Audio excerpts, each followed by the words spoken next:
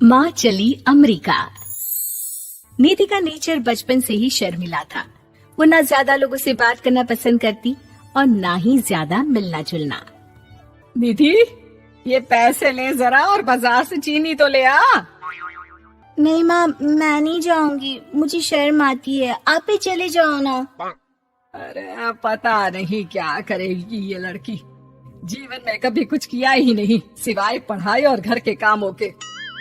इसकी शादी भी आसपास ही कहीं करवा दो, दूर जाकर इसका गुजारा कैसे होगा। निधि सुनती सबकी, समझती भी, लेकिन चुप करके रह जाती। एक दिन पिता के दोस्त अपने परिवार के साथ निधि के घर खाने पर आते हैं। उनकी बेटी बहुत ही स्मार्ट होती है। निधि बेटा, वीणा के साथ बात करो, देखो अंकल की बेटी भी आई है उनके साथ। निधि वीणा के साथ वहीं बैठ जाती है। चलो ना अंदर चलते हैं, यहाँ कहाँ बड़े लोगों के बीच बैठे। निधि माँ की तरफ देखती है और अंदर चली जाती है। वैसे मैंने ना अपना चैनल खोला है, तुम सब्सक्राइब करना उसमें। मैं ना ब्यूटी और फैशन की बात करती हूँ, ये देखो। ओह, इतने सारे लोगों के सामने तुम कैसे इतना बोल लेती हो? मुझे तो बहुत शर्म आती है। अरे शर्म कैसी? खैर, सीधी सादी सी निधि, उसकी शादी हो जाती है राकेश से। राकेश एक स्मार्ट लड़का था, उसे घूमना फिरना पसंद था, लेकिन निधि का शर्मिला व्यवहार वो समझ जाता है। अरे निधि, घर से बाहर क्यों नहीं निकलती? लोगों से मिला जुला करो, तभी तो पता चलेगा ना कि दुनिया कैसी है। क्या करना है पता करके? शादी से पहले पापा और अब आप, ठीक है ना? मुझे ज्यादा दुनियादारी में नहीं पड़ना। निधि की जिंदगी ठीक ठाक चल रही थी।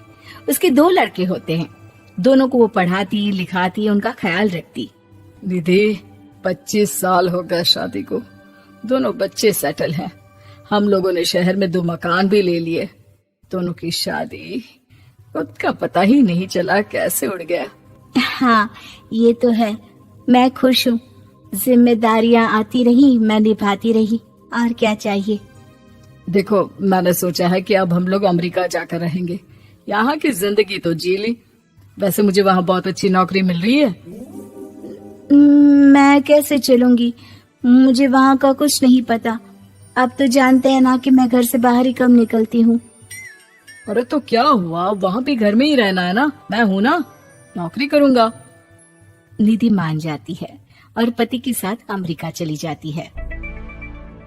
माँ, तुम्हारी बहू को बच्चा होने वाला है, तो क्या तुम 2 महीने के लिए यहाँ आ सकती हो?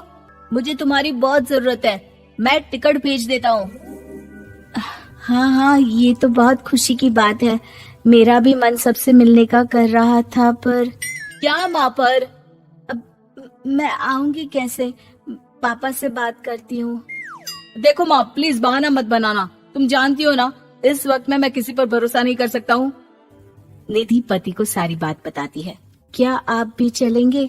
निधि, आने जाने में बड़ा खर्च हो जाएगा, ऊपर से मुझे यहाँ छुट्टी नहीं मिलेगी। बहू पर वक्त ऐसा है कि तुमको तो जाना ही पड़ेगा। मैं अकेले दुकान तक तो नहीं जा पाती, इतनी दूर भारत कैसे जाऊंगी? मुझसे नहीं होगा। लेकिन सबके कहने पर निधि को जाना ही पड़ता है। एयरपोर्ट में घबराई निधि एक मुसाफिर से कहती है, मैं ना भारत जा रही हूँ, दिल्ली जाने वाली फ्लाइट। सब मिलकर निधि की मदद करते हैं और फाइनली निधि भारत पहुंच जाती है, जहां बेटा उन्हें घर ले आता है। वाह माँ जी, यहाँ तो मैं भोपाल तक नहीं जा पाती, आप अमेरिका से आ गई। भाई, चालाकी तो औरतों में होनी ही चाहिए, यहाँ हम बुद्धू के बुद्धू रह गए। निधि इतनी दूर और लंबा सफर करके थक जाती है, वो चुपचाप बैठ जाती है। बैठना नहीं है माँ जी, बच्चा पकड़ना है, ये लीजिए। और हाँ, घर का काम तो मैं करूंगी नहीं, जानती है ना शरीर कच्चा सा है, तो मुन्ने को सुलाकर कुछ बना लीजिएगा।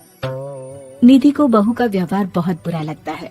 जैसी भी थी, पिता और पति की हमेशा लाडली रही थी निधि। निधि बेटे की तरफ देखती है। माँ, वो काम वाली कोई मिल नहीं रही है ना, मैं देखने की कोशिश तो कर रहा हूँ, जैसे ही मिल जाएगी वो संभाल लेगी सारा काम। अरे कैसी बात कर रहे हो? जब पहले मैंने कहा था कि अमेरिका से इनके टिकट में जो पैसा खर्च कर रहे हो उतने में नौकरानी रख लो, तो नहीं, मेरी बात पर विश्वास नहीं था। कि ना ना कोई मेरे बच्चे को अच्छे से नहीं संभालेगा। अब इनका भी खर्चा और नौकरानी का भी खर्चा। अरे ना जी ना, मैं नहीं संभाल सकती। निधि जैसे तैसे 2 महीने रहकर वापस अमेरिका चली जाती है, लेकिन वहां जाते ही जैसे राकेश उसे देखता है उसके गले लग जाता है। ये क्या हालत बना रखी है निधि, कैसी लग रही हो? खाना नहीं खाती थी क्या? क्या हो गया? निधि पति से कुछ नहीं कहती, बस रोती ही चली जाती है। मैं नहीं चाहूंगी कभी भी भारत, आप मुझे हमेशा यहीं रखना अपने पास।